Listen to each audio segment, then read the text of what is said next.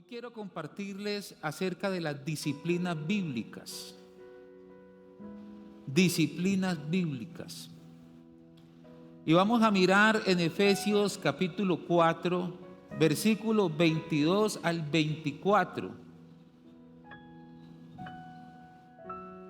Efesios 4, 22 al 24.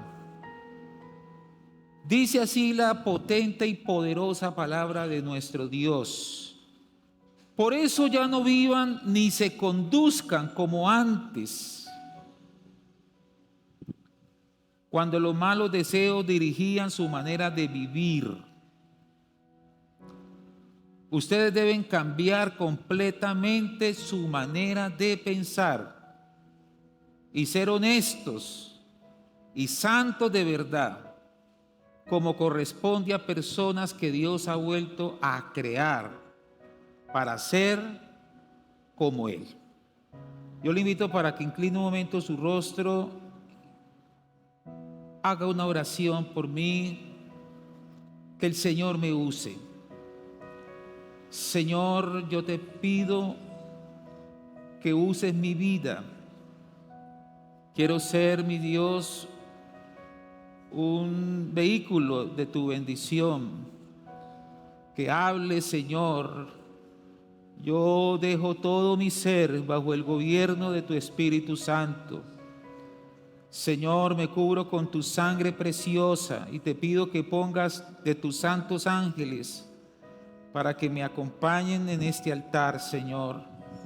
Que mientras esté predicando, tus hijos no estén distraídos, sino que estén como esponjas, captando espiritualmente lo que dice la Escritura. En el nombre de Jesús. Amén. Nosotros no vamos a dar valor a la disciplina o a la formación que Dios hace con nosotros si nosotros desconocemos cuál es el propósito por el cual Dios nos forma, por el cual Dios nos capacita. Lo explico de esta manera. Si uno como papá no le explica a su hijo la razón por la cual lo está disciplinando, el hijo no va a recibir a bien la disciplina porque dice, pero mi papá o mi mamá me está disciplinando porque quiso. O yo no sé en qué momento se le ocurrió a mis padres disciplinarme. Entonces yo creo que es nuestro deber como padres responsables, cada vez que se disciplina a uno de nuestros hijos, decirle la razón. Mire, te voy a disciplinar por esto y por esto. Porque lo que hiciste en esto y en esto no estuvo correcto. Entonces ya el hijo, al conocer el propósito, le va a encontrar razón o importancia a la disciplina. Entonces hoy vengo en ese mismo sentido a decirles que nosotros necesitamos conocer cuál es el propósito que Dios tiene cuando nos disciplina, cuando nos forma, cuando nos talla, para que usted me entienda. ¿Qué le viene a Dios a su pensamiento al momento de formarnos a nosotros? Y este texto lo dice, este texto que leí, dice aquí, repito el texto para que usted ya ubicado con esta introducción lo vaya captando. Dice, por eso ya no vivan ni se conduzcan como antes. ¿Cómo así que como antes? Cuando no conocíamos al Señor, cuando no éramos cristianos, cuando teníamos una vida desordenada. Dice, ustedes deben cambiar completamente su manera de pensar y ser honestos y santos de verdad, como corresponde a personas que Dios ha vuelto a crear para ser como Él. Aquí la exhortación que se nos da por estos textos es a que ya no vivamos o pensemos como lo hacíamos antes, que nuestra vida debe de estar de acuerdo a lo que nos dice a nosotros la palabra de Dios, con un solo propósito, para ser como Él, o sea, como Cristo. O sea que cuando el Señor a nosotros nos forma, nos disciplina, nos enseña, es para que nosotros seamos como Él. ¿Y cómo es Jesús? No ser igual a Dios, no, porque Él es único y soberano Dios, sino que tengamos un carácter espiritual formado, que nos lleve a ser personas diferentes a los demás, a los que no conocen al Señor,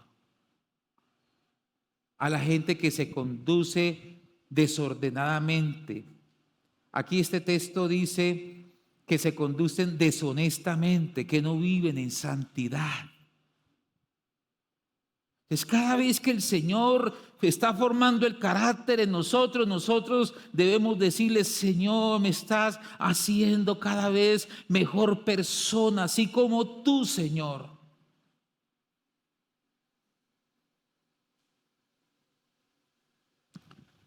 Pero muchos, al venir al Señor Jesús, lo hacen desenfocados. Porque la mayoría de los que en algún momento vienen al Señor es buscando sus beneficios. Yo voy a ir a buscar a Dios porque necesito que el Señor, por ejemplo, me sane, o que el Señor sane un familiar, o que el Señor me ayude en mi matrimonio, o que el Señor restaure mi familia. Cada uno viene como con esa expectativa de recibir algo de parte de Dios. Pero cuando llegamos ya al proceso de la formación del discipulado, el Señor nos dice: pero un momento, yo tengo algo más importante que un milagro en la parte de las cosas sobrenaturales que yo hago. Yo quiero formar tu carácter. Entonces, ahí es donde no nos gusta. Porque sí nos gustan los milagros, los hechos sobrenaturales, el poder del Espíritu Santo, pero cuando el Señor viene a tocar nuestro carácter, ¡oh!, me duele, Señor. Ya no lo quiero. Como nos compartía el jueves María José. Nosotros somos barro en manos del alfarero, entonces ya no me gusta. Pero si le hablan de milagros, de sanidad, de prosperidad, y todo el mundo: amén, gloria a Dios, aleluya, me gusta todo eso. Pero cuando les habla de que venga, es que el Señor a usted lo quiere ser una mejor persona. Es que la vida que estás llevando es una vida desordenada y Dios no le agrada. Entonces, eso no es conmigo. Yo no soy capaz. Eso para otros. Yo no.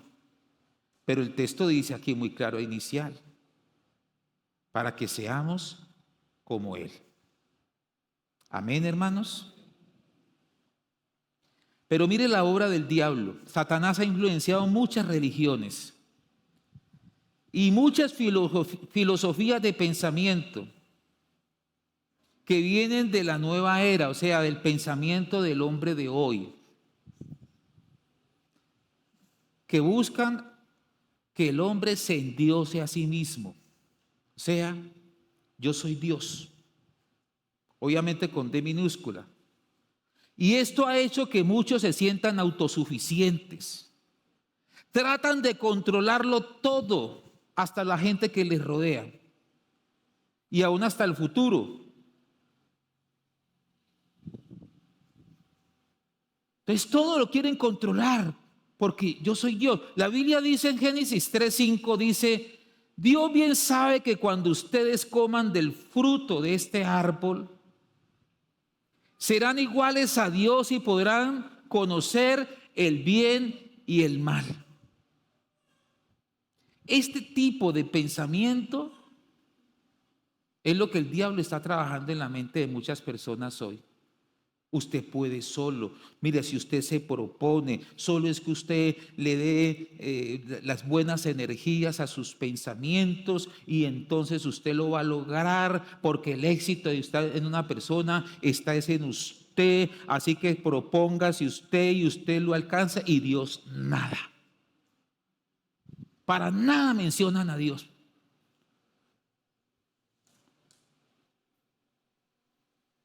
Pero Dios anda buscando personas que permitan que su carácter sea formado, para que de allí nosotros seamos sal y luz para este mundo. Hermano, no vamos a ser una iglesia de influencia si hacemos lo mismo que hacen los inconversos. Nuestra influencia la hacemos desde un estilo de vida diferente.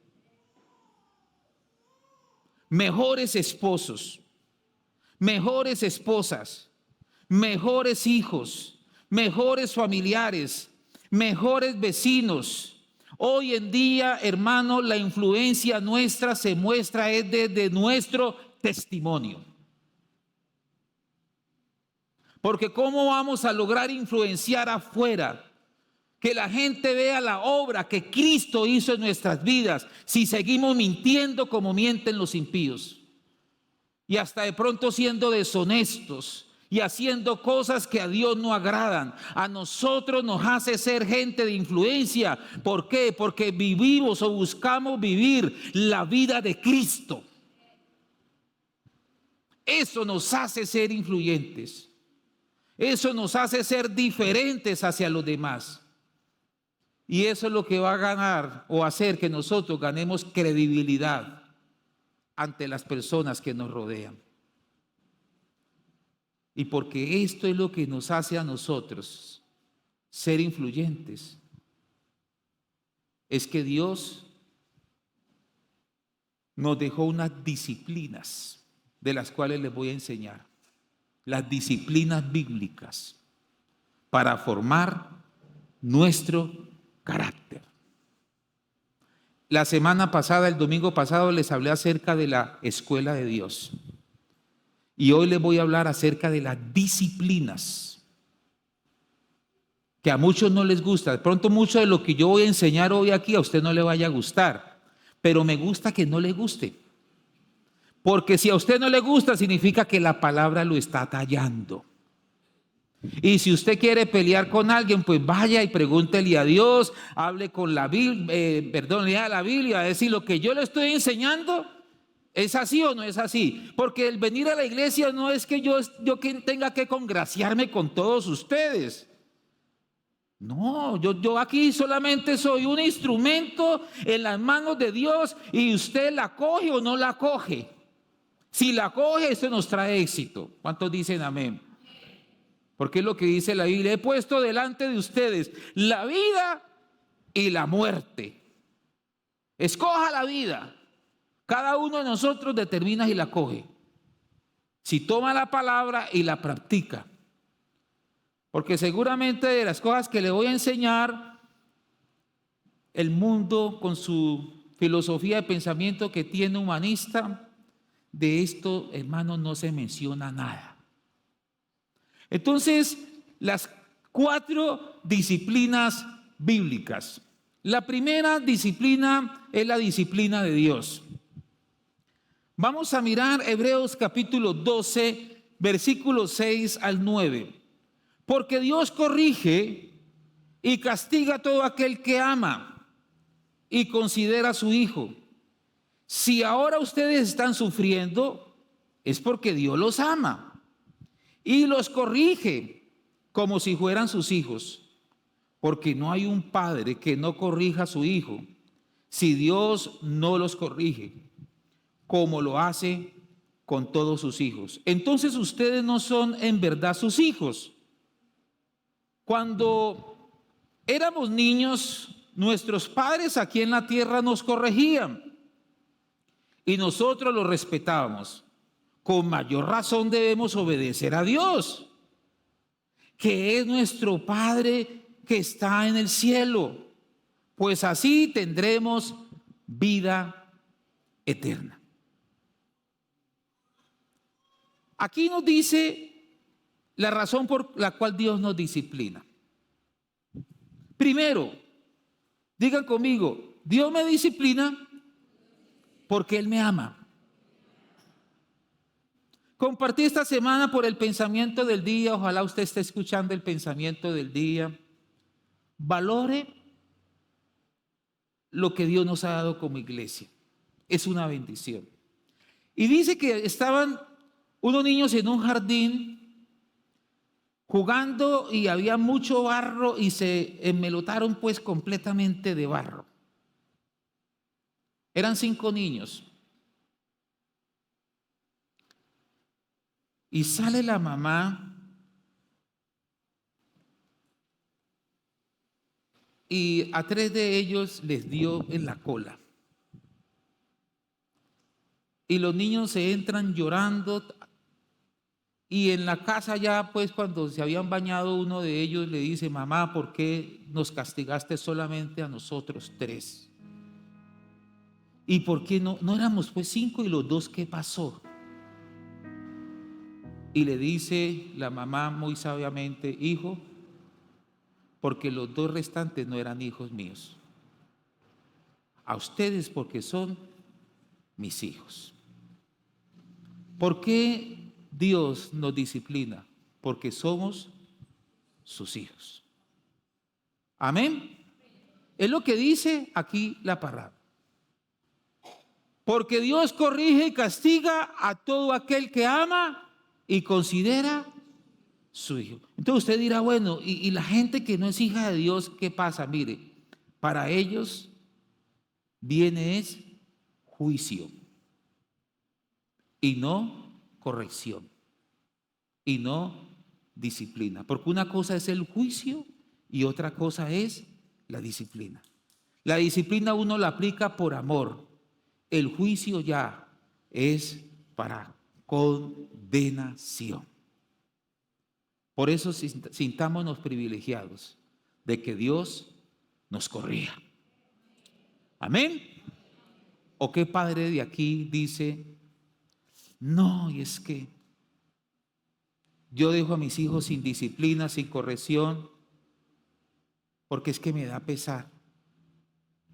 No, me da una tristeza verlos llorar cuando los corrijo. La Biblia no niega eso. El Señor dice que la disciplina no es causa de alegría ni nada que ver con eso, al contrario, de tristeza. Pero en lo que tenemos que concentrarnos es en el resultado que trae eso, porque al final produce un fruto de justicia a todos aquellos que han sido ejercitados en la disciplina. Cuando uno ha sido formado, disciplinado, corregido por Dios, hermano, uno como esa persona cristiana comienza a enderezar sus pasos. Porque si se nos deja sin disciplina, cogemos por un lado, por el otro y comenzamos a vivir una vida desordenada. Dios ha establecido la disciplina para que sea beneficiosa a nuestras vidas. Recuerde que el propósito de Dios es hacernos mejores personas, que seamos como Cristo. Tenga eso presente mediante yo voy predicando y le va a encontrar sentido a la disciplina.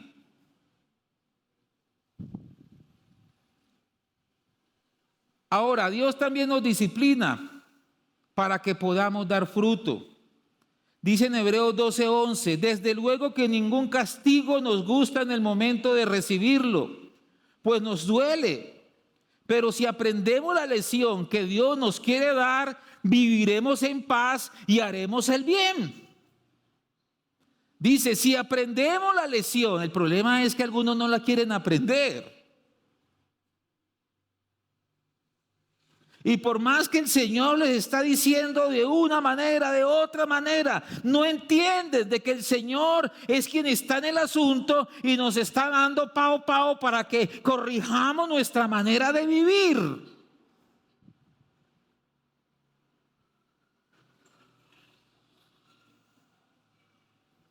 Ahora, ¿cómo nos disciplina Dios?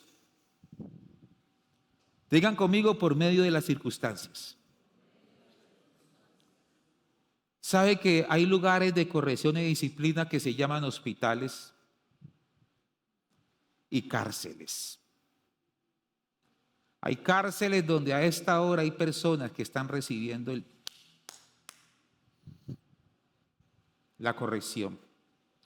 Pero en otros casos también desórdenes que se presentan en la familia, hijos que comienzan a endurecer su corazón y a levantarse contra sus padres. Es decir, muchos están sufriendo la disciplina de Dios, algunos hasta en su área económica, porque no han entendido todavía. Porque estamos en una escuela. Todos los días cuando yo me levanto, yo estoy pensando, Señor, yo hoy me levanto en un propósito tuyo, Señor. Por eso, Dios mío, la enseñanza que tú me quieras dar. Porque uno debe tener un corazón dispuesto todos los días para recibir lo que el Señor le quiere a uno mostrar.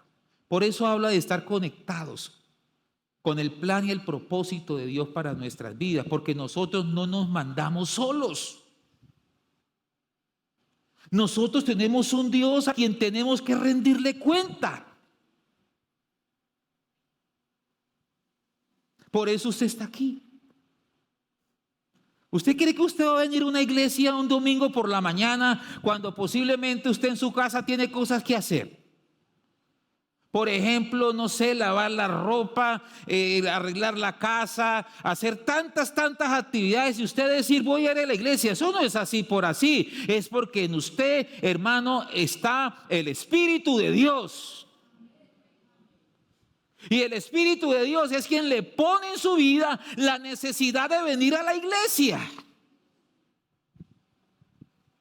Y como en usted está el Espíritu Santo y es el Señor quien le trajo hoy aquí, el Señor por esta palabra le está diciendo, hijo, entonces entienda que estás en un escenario de Dios, estás en un escenario del Espíritu Santo y el Señor en cosas tiene que trabajar, tallar, para que entendamos que Él nos quiere hacer como Cristo. Salmo 32:9 dice: los mulos y los caballos son tercos y no quieren aprender para acercarse a ellos y poderlos controlar. Hay que ponerle rienda y freno. No seas tú como ellos. ¿Como quiénes? Como los mulos. En la versión Reina Valera dice que hay que sujetarlos con cabestro, o sea, ponerles freno, porque si no, no entiende, no obedece. ¿Y cuál es ese cabestro? Son las circunstancias, cuando no queremos oír a Dios. El Señor tiene que recurrir a la disciplina. En Hebreos capítulo 12, versículo 5 nos dice lo que nosotros debemos hacer cuando Dios nos disciplina. Dice, pero ustedes parecen haberse olvidado ya del consejo que Dios le da a sus hijos en la Biblia.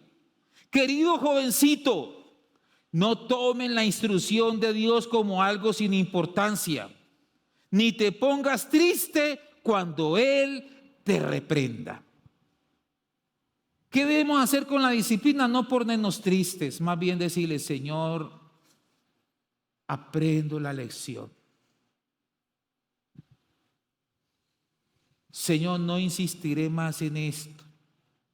Definitivamente, Dios mío, yo quiero cambios en esta área de mi vida, Dios. Lo que yo les he hablado en reuniones anteriores. Me di un propósito, le dije, Señor, yo no quiero más llenar la iglesia de conocimiento, de que cada 8 días una enseñanza más, una enseñanza más. Yo le dije, Señor, yo quiero que la enseñanza que tú me permitas compartir se convierta en un estilo de vida, que al día siguiente ya todos estemos como en función de ¿qué nos dijo el Señor? Vamos a hacerlo, hagamos la palabra, porque es que nos llenamos de mucho conocimiento, de mucha religión, hermano, y el Señor quiere es cambios. Ser mejores personas. Usted es una excelente persona, gloria a Dios, porque aquí estamos en esta mañana gente temerosa de Dios, pero tenemos que reconocer que hay áreas en nuestra vida que necesitan ser cambiadas. Porque si entonces aquí todos somos perfectos, entonces, hermano, te estamos diciendo, yo no necesito nada.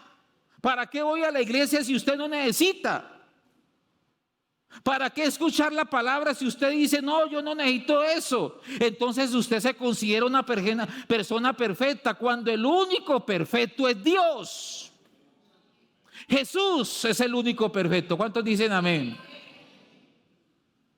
Entonces necesitamos a Dios, necesitamos la palabra de Dios, necesitamos que el Señor nos esté diciendo, es por aquí, métase por aquí, no haga tal cosa, eso es incorrecto, no te quiero en eso, hazlo esto, te muestro que hagas aquello. Pero cuando, hermano, nos llenamos de egoísmo y endurecemos nuestro corazón como la semilla que cae entre piedras, entonces no dejamos que la palabra produzca su fruto.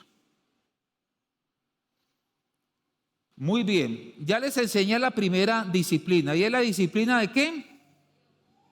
De Dios. ¿Qué usa Dios para corregirnos? Las circunstancias. ¿Qué debemos hacer nosotros cuando Dios nos corrige? ¿Qué debemos hacer? ¿Aburrirnos? ¿Deprimirnos? ¿Apartarnos de los caminos del Señor? ¿Decir no voy a la iglesia? ¿Qué pereza los pastores? ¿Qué tenemos que hacer? Vean, no les entiendo, no escucho nada. Debemos decirle, Señor, gracias, esto es decir, Señor, me duele, es difícil esta situación, pero la acepto, Señor, porque es para nuestro provecho. Para nuestro provecho. Gloria al Señor. Ahora vamos a enseñar, les voy a enseñar la segunda disciplina, y es la disciplina en la iglesia. Mateo capítulo 18, versículo 15 al 17 dice, si uno de mis seguidores te hace algo malo, habla con él a solas para que reconozca su falta. Si te hace caso, lo habrás ganado de nuevo. Si no te hace caso, llama a 1 o 2 seguidores míos para que te sirvan de testigos. La Biblia enseña que toda acusación debe hacerse frente a 2 o más testigos. Y si aquel no le hace caso, infórmalo a la iglesia. Y si tampoco quiere hacerle caso a la iglesia, tendrás que tratarlo como a los que no creen en Dios, como a uno de los que cobran impuestos para el gobierno de Roma, o sea, como un inconverso. ¿Por qué se debe practicar la disciplina en la iglesia? Pero antes de decirles esto, debe haber antes un proceso. Si alguien es sorprendido en alguna falta, un mal testimonio, algo que no está hablando bien del nombre del Señor, que está dejando en descrédito la labor de la iglesia, dice, llámelo, venga. Llámelo usted personalmente, usted que lo vio. No es que a mí me dijeron, es que a mí me parece. Por allá gente que hasta con el don de sospecha, es que como que yo, como que fue pastor, como no. Usted le consta. Llámele a esa persona delante de 2 o 3 testigos. Y dígale, te sorprendí en esto, te vi salir por allá de una cantina, andabas con una mujer que no era tu esposa, o te vi con un hombre que no es tu esposo, en esta y en este lugar te vi, y confronte a esa persona allí, a esa persona que se dice ser cristiana. Dice, si no te oyere, ¿qué hay que hacer con esa persona? Al principio dije, llámelo a solas, y si no te oyere, llama a 2 o 3 testigos. Y si sigue persistiendo en el pecado, dígalo a la iglesia. ¿Con qué propósito se debe decir a la iglesia? Ahora sí, para evitar el relajamiento espiritual en la vida de los creyentes. Mantiene la pureza de la doctrina en la iglesia, eso sana, la iglesia es saludable. Porque, hermano, ¿por qué se escucha mucho afuera? Es que cristianos que no pagan, por ejemplo, que son irresponsables, que son mentirosos, que son enredadores. ¿Por qué? Porque falta disciplina en la iglesia. Uno tiene que llamar a esa persona con todo el respeto y el amor, porque si se identifica como cristiano, como un discípulo de Cristo, entonces venga, eso no está bien, usted tiene que cambiar, arrepiéntase de eso, corregirle, obviamente con el amor de Dios, porque está dejando un mal testimonio afuera. La disciplina en la iglesia anima a los hermanos débiles. Ahora, aquí nosotros como iglesia aplicamos la disciplina. La aplicamos a las personas bautizadas en la iglesia. ¿Por qué a los bautizados? Porque el bautizado es el que se ha identificado como miembro de la iglesia.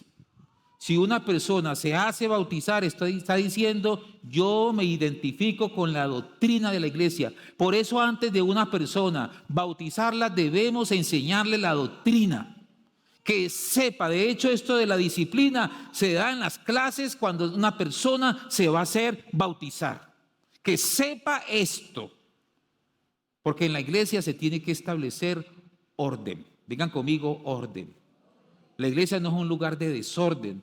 Aquí nos ordenamos. ¿Y quién nos ordena? Nos ordena la palabra de Dios. ¿Y a quién buscamos ser semejantes? Semejantes a Cristo, que es el Señor de la iglesia, Vida Abundante Cruzada Cristiana, al cual yo les invito en esta mañana para que le demos el mejor de los aplausos.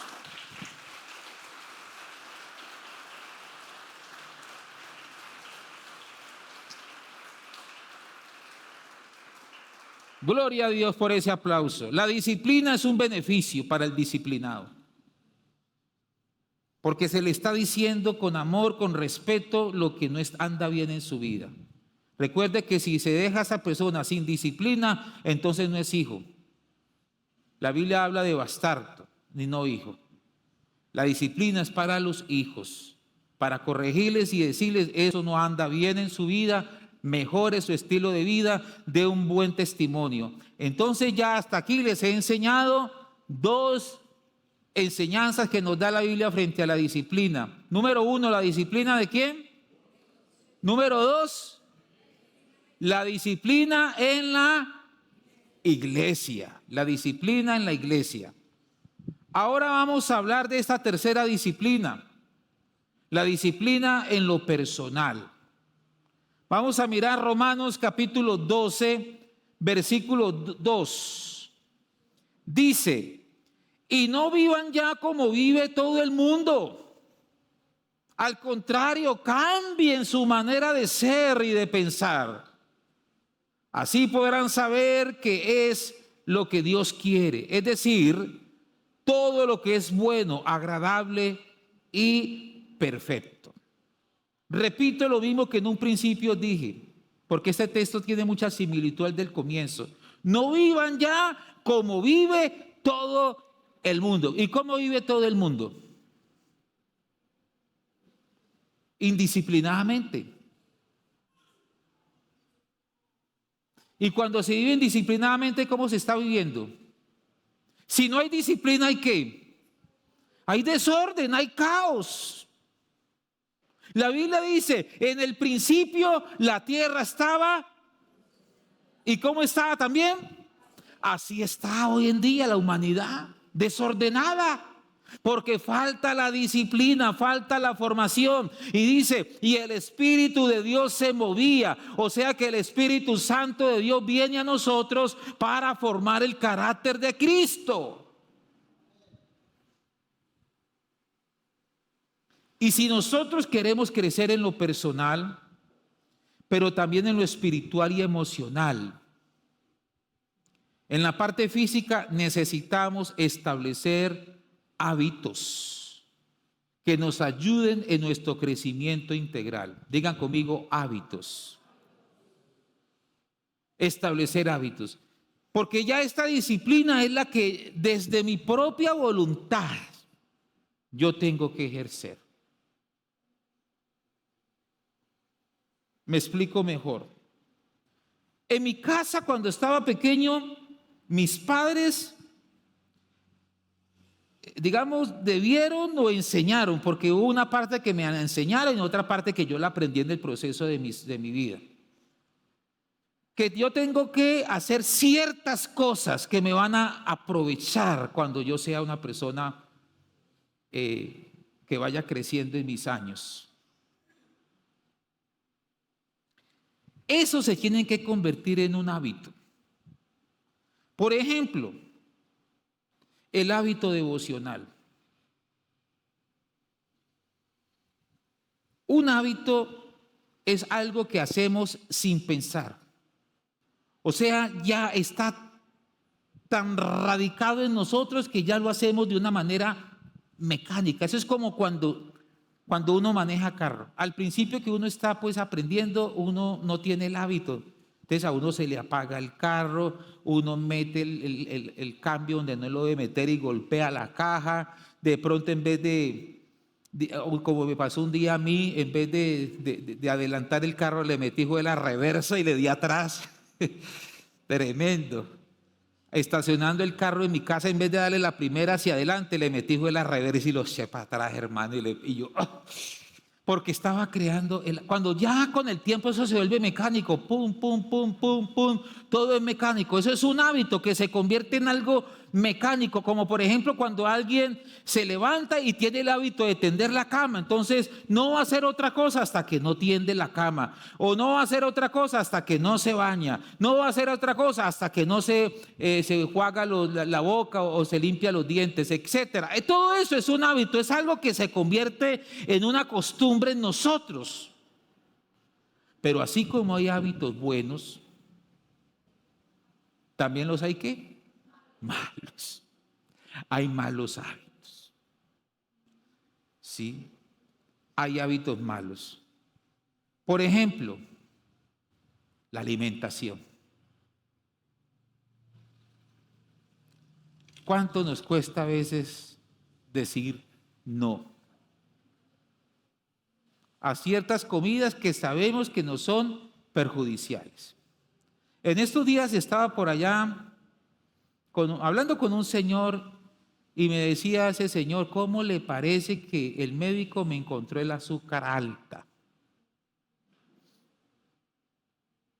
Y me decía, no, pero yo no voy a dejar de comer lo que a mí me gusta. Así al médico le guste o no le guste, olvídese, yo seguiré comiendo lo que así me muera, pero yo no voy a dejar de comer lo que a mí me gusta.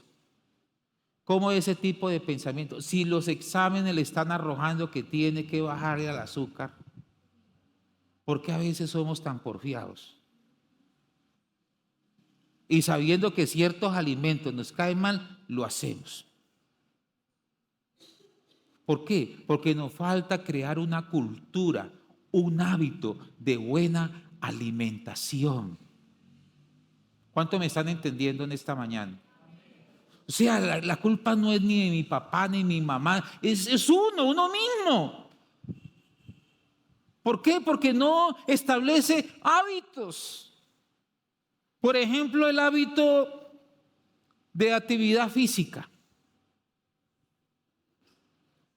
Ay, no, a mí me da una pereza ahí por allá, pastor. Ay, no, no. Pero cuando el cuerpo empieza a pedirle factura, ahí sí comienza. Ay, porque el cuerpo empieza, hermano. Una vida sedentaria es dañina.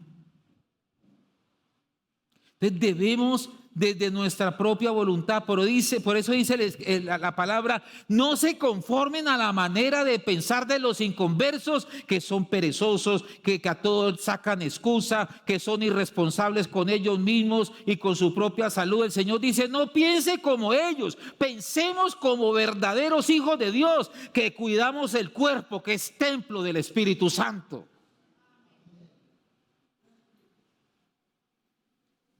Debemos también establecer el hábito del descanso adecuado. ¿Cuántos inoficiosamente acuestan tarde? Sobre todo yo veo los muchachos, 1, 2 de la mañana todavía. Dele con el celular, dele. 2 de la mañana, Dios mío, ¿qué hace un muchacho? Como es de dañino, o jugando esos juegos, ¿cómo llaman? Bueno, esos juegos de videojuegos. Mi esposa me mostraba un video de una doctora hablando del daño que le hacen los videojuegos a los niños. Le generan pensamientos violentos, de maltrato, de levantarse contra la autoridad. Y el papá, como por quitárselo, tenga mi hijo, coja el celular y dele, sin saber lo que el hijo o la niña está haciendo ahí en los videojuegos.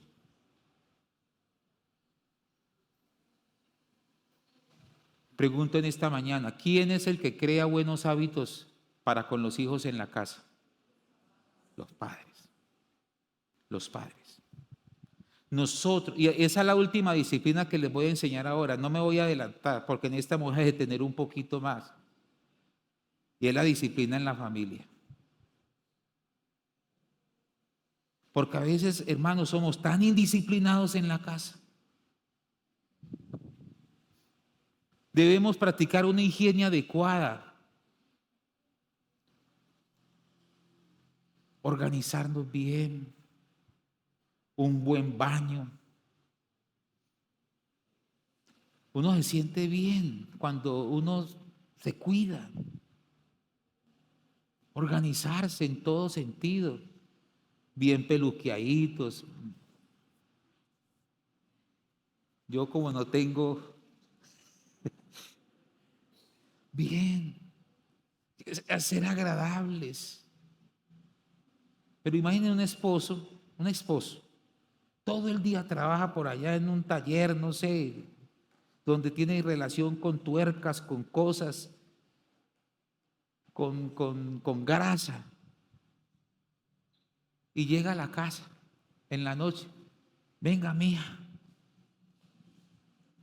a abrazar a la esposa, vaya, báñese.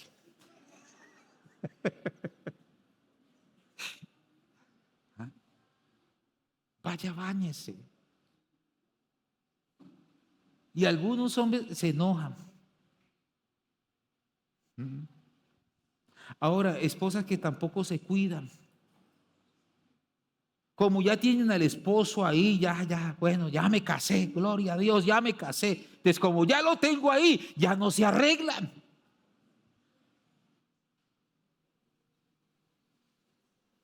Entonces, con ese pelo alborotado, hermano, dígame cómo va a llamar la atención. Crear buenos hábitos de limpieza, de aseo, de comer a horas. A veces, hermano, almorzando a las 3 de la tarde y luego le despierta una gastritis por comer a deshoras. Todo eso pasa factura y es porque sencillamente se tiene una vida indisciplinada. Esa no es la voluntad de Dios. ¿Cuántas enfermedades nos pudiéramos evitar si estableciéramos hábitos de disciplina en nuestra vida, en nuestro diario vivir?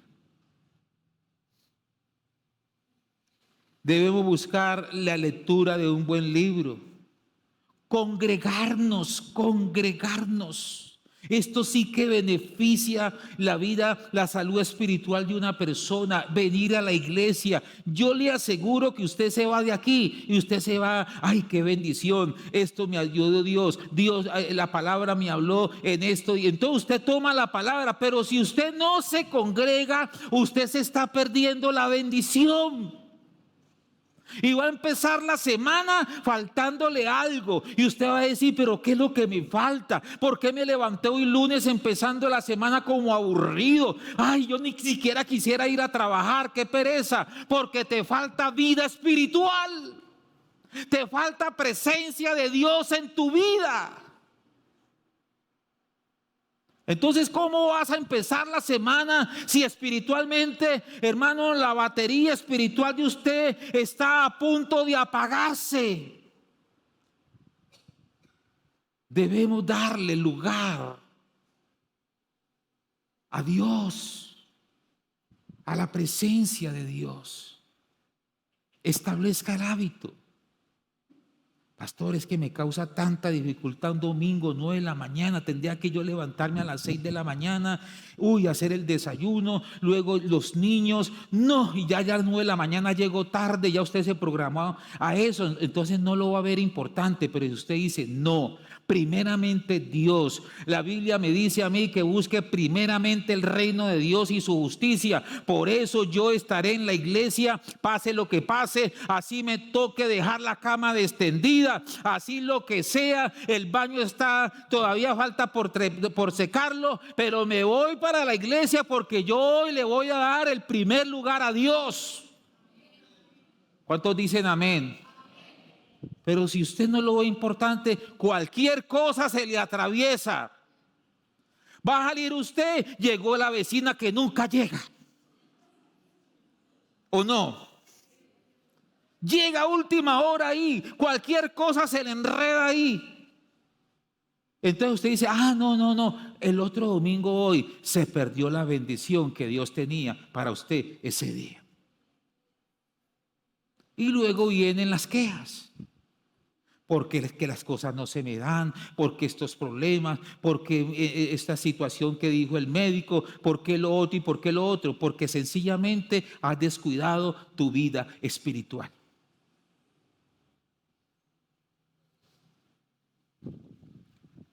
Bueno, para ir ya por acá bajando el avión, la última disciplina, la disciplina en la familia. Efesios capítulo 5, versículo 21 al 25, dice, ustedes que honran a Cristo deben sujetarse los unos a los otros.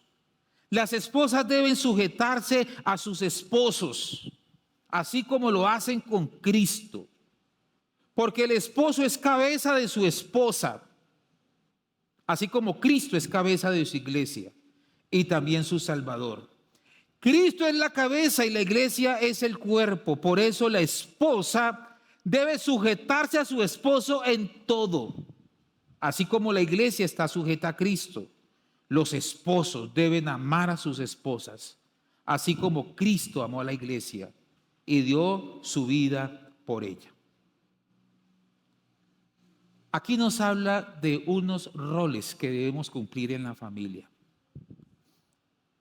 Hay personas que no les gusta que uno enseñe que el hombre es el líder de la casa. No les gusta. De hecho, en la actividad pasada que tuvimos de parejas, lo digo porque la persona no está aquí. A alguien no le gustó que yo enseñara acerca de que el hombre es el líder de la casa. Me gustó todo en la iglesia, bonito lo de la actividad de parejas, pero lo que no me gustó, pastor, es que se enseñó acerca de que el hombre es el líder en la casa. Pero ¿de dónde viene eso? De la cultura de este mundo sin Cristo, donde al hombre lo han relegado por allá. Hoy en día el hombre es el que hace todas las cosas de la casa y la mujer es la que trabaja afuera. Los roles se han invertido. Una de las cosas que a mí más me ha beneficiado en la educación con mis hijos ha sido que mi esposa todo el tiempo ha estado dedicada a la casa. Mi esposa no ha tenido en ningún momento salario.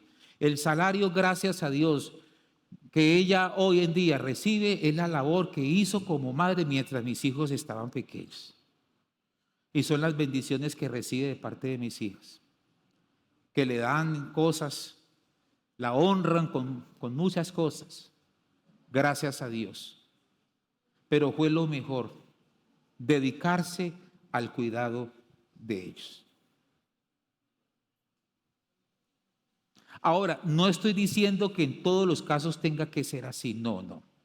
Porque para este tiempo que las cosas también se han puesto un poco difíciles económicas, entonces trabaja la mujer, trabaja el hombre, pero se debe tener presente que el hombre es el responsable de su familia, no la mujer. ¿Me están entendiendo?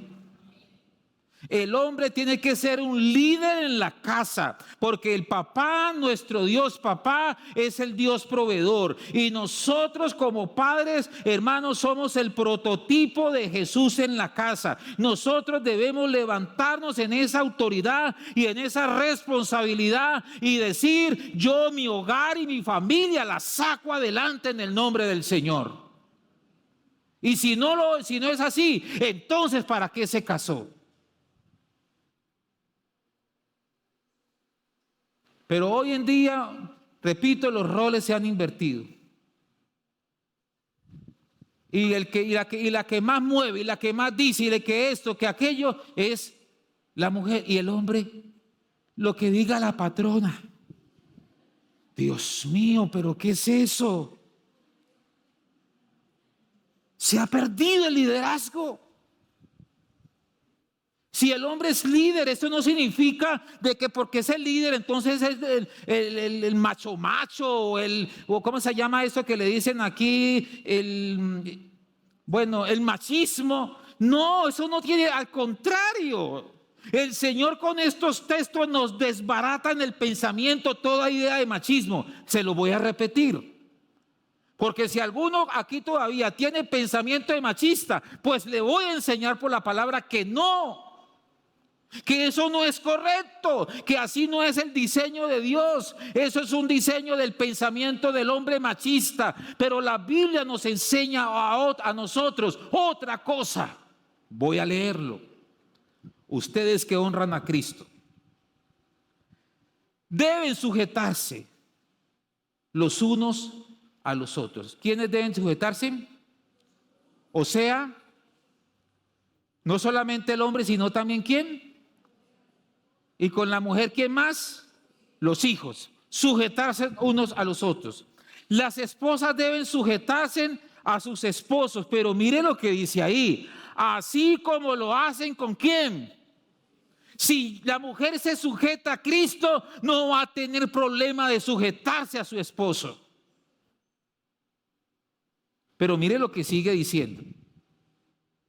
Porque el esposo es cabeza de su esposa, así como Cristo es cabeza de su iglesia y también su Salvador. Cristo es la cabeza y la iglesia es el cuerpo. Por eso la esposa debe sujetarse a su esposo en todo, así como la iglesia se sujeta a Cristo. ¿Cuántos aquí nos sujetamos a Cristo? Entonces desde la casa la esposa se debe, en amor a Cristo, sujetarse, respetar el liderazgo de su esposo. Pero mire lo que dice el texto: los esposos deben amar a sus esposas, así como Cristo amó a la iglesia y dio su vida por ella. Esto significa que uno como hombre se debe ganar ese lugar de privilegio que nos ha dado Cristo en la familia. ¿Y de qué manera me lo gano? Amando a mi esposa. Y tengo que demostrarle un amor así como Cristo lo demostró a la iglesia. ¿Y de qué manera Cristo lo demostró? con entrega, con respeto, con fidelidad, con verdadero compromiso, con sinceridad, con decirle: esposa, aquí está este hombre que Dios ha puesto para que lidere esta familia, y estoy dispuesta, esposa mía, a darlo todo para que entre los dos sujetos a Cristo construyamos una familia que honre el nombre del Señor. Dígame, ¿qué esposa no se sujeta así? ¿Qué dicen las mujeres? ¿Sí o no? Vean, ya se fueron, no las veo.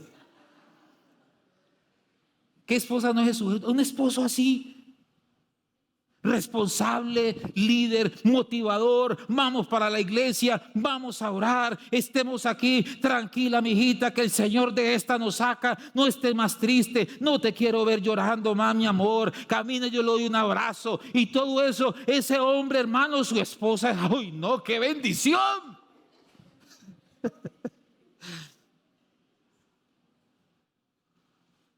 Ay, qué bendición si cumpliéramos los roles. Para que los hijos aprendan obediencia, nosotros como padres debemos formar valores y principios cristianos en la vida de ellos. Si los padres no se han puesto de acuerdo, si los hijos a toda hora ven un choque, una guerra, y uno jala, y otro para acá, y dele para acá, hermanos, dicen los niños: ¿y yo de cuál bando soy? ¿De lo de mi papá o de lo de mi mamá? Qué tristeza. Porque muchos padres no logran ponerse de acuerdo. Efesios capítulo 6, versículo 1 y 2 dice así: hijos, obedezcan a sus padres.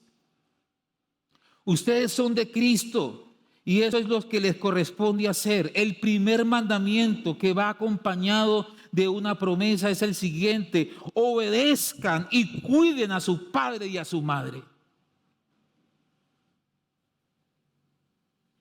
Obedezcan. Pero hoy vemos las crisis tan tremendas que se están sufriendo en esta sociedad.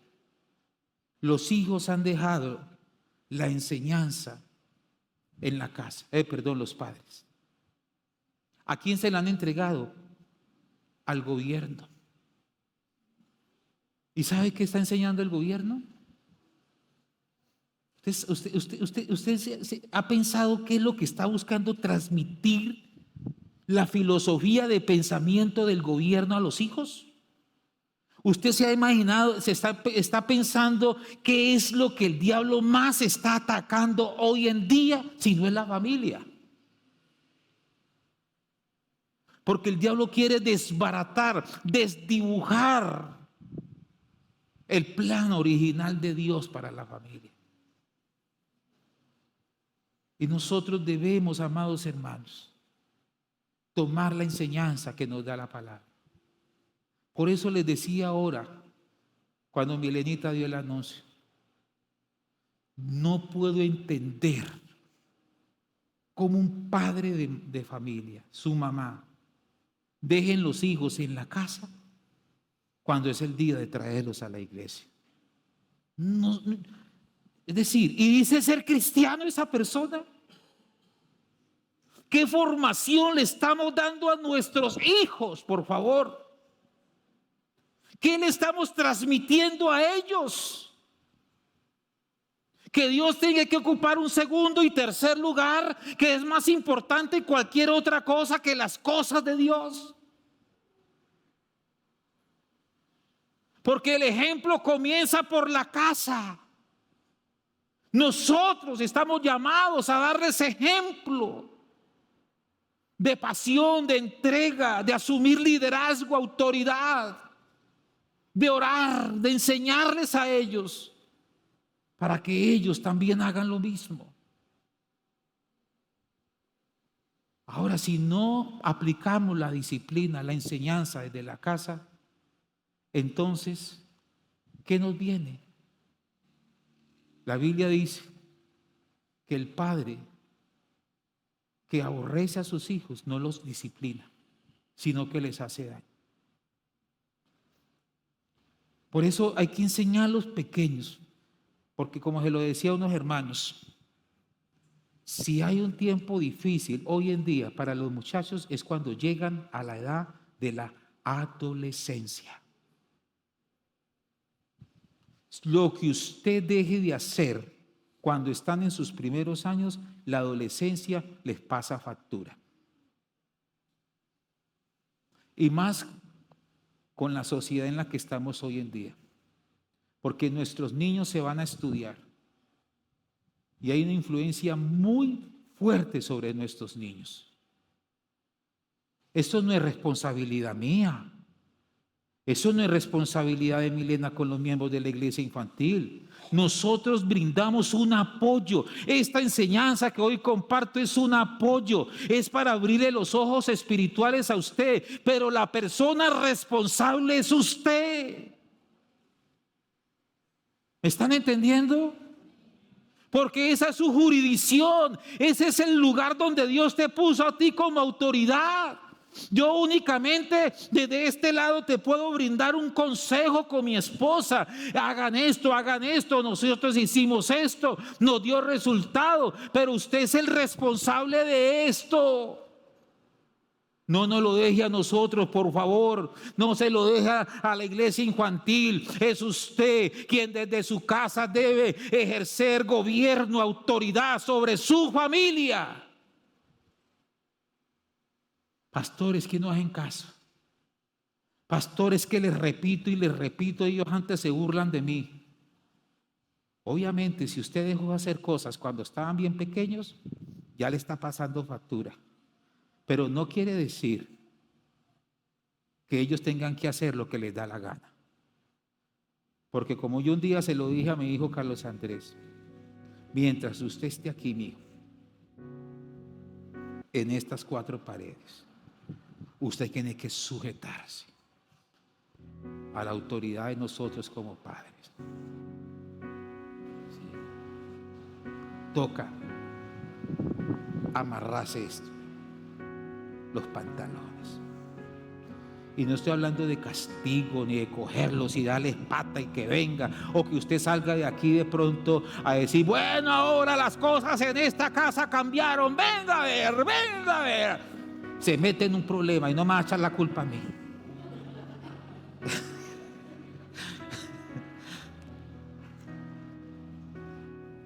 Con sabiduría, porque usted no va a pretender arreglar lo que dejó de hacer un poco de años, arreglar de un día para otro.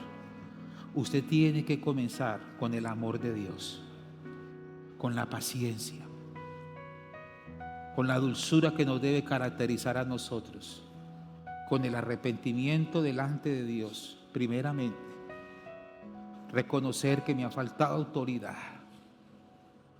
que lo que está pasando hoy en mi casa es porque dejé de hacer cosas, Señor, cuando no las hice cuando era tiempo. No escuché la palabra. Hoy estoy sufriendo las consecuencias, Señor, pero asumo, Señor, las consecuencias. Voy a hacer cambios. Y comience con lo más sencillo. Haga un altar familiar. ¿Qué dije yo? Reúnalos, muchachos. Yo reconozco como papá, yo he cometido errores. Perdónenme. No he sido un padre que les he dado ejemplo. La mamá dice, yo no he sido una madre que les he dado ejemplo. Perdónenme, pero yo quiero que cambiemos en esta casa. Vamos a orar. Y comience poquito.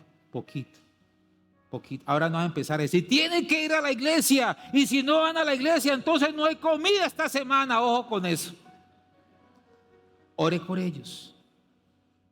La misma enseñanza que usted imparta desde la casa, ellos van a copiar y van a decir, mi papá tiene la razón, papá, mamá, yo iré a la iglesia. Que ellos les nazca. El Espíritu Santo se los va a poner, traer a sus hijos. Que ellos les nazca. Pero no deje de hacer esa labor. Porque si nosotros no hacemos lo que Dios nos está mandando a hacer, el mundo, los amigos, las cárceles, En estos días nos contaba Carlos Andrés que estuvo en el sepelio de un amigo de él. De hecho, le dolió mucho la muerte de su amiguito. Dice que fue al entierro, al cementerio, y que se puso a ver las tumbas de que estaban alrededor donde sepultaron a su amiguito, y le decía a él, a mi esposa, y me dio tanta tristeza más, porque todos eran puros muchachos, 20 años, 22 añitos, muchachos comenzando a vivir, hermano. Qué triste, qué triste. Cuidemos la familia, ejerzamos autoridad espiritual. Dios es nuestra máxima autoridad. Amén. El segundo lugar de disciplinas, ¿cuál les enseñé? La iglesia. Tercera, lo personal. Y la última, ¿cuántos entendieron la palabra? ¿Cuántos salen de hoy de aquí con una palabra de parte de Dios para su vida? ¿Les beneficia la palabra? Pues esto a mí me alegra, porque mi mayor deseo es que en esta iglesia se levanten familias saludables, bendecidas, y su familia es una poderosa bendición de Dios. Si Dios te trajo aquí es porque tienes una familia bendecida. Vamos a orar, vamos a darle gracias a Dios por esta palabra.